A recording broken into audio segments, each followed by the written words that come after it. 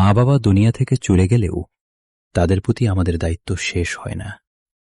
কবর জিয়ারত হল সেই ভালোবাসার এক সুন্দর প্রকাশ, যা মৃত ব্যক্তির জন্য রহমত বয়ে আনে এবং আমাদের আখিরাতের কথা স্মরণ করায়। কবরস্থানে প্রবেশের সময় বলুন, আসসালামু আলাইকুম ইয়া আহলাদ দিয়ার মিনাল মুমিনিনা ওয়াল মুসলিমিন ইয়ারহামুকুমুল্লাহ।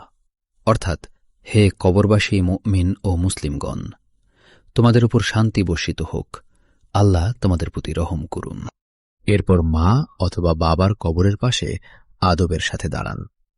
সূরা ফাতিহা পড়ুন, 3 বার সূরা ইখলাস পড়ুন এবং দুরূদ শরীফ পাঠ করুন। এই সওয়াব তাদের রুহে পৌঁছে যাবে ইনশাআল্লাহ। অন্তর থেকে দোয়া করুন, রব্বির হামহুমা কামা রব্বায়ানি সগীরা। হে আমার রব, তাদের প্রতি দয়া করুন যেমন তারা আমাকে ছোটবেলায় লালন পালন করেছেন। কবর জিয়ারতে কবরের উপর বসবেন না, উচ্চ স্বরে কান্না করবেন না এবং শিরকমূলক কোনো কাজ করবেন না। মনে রাখবেন, মা বাবার জন্য সবচেয়ে বড় উপহার হল আপনার আন্তরিক দোয়া।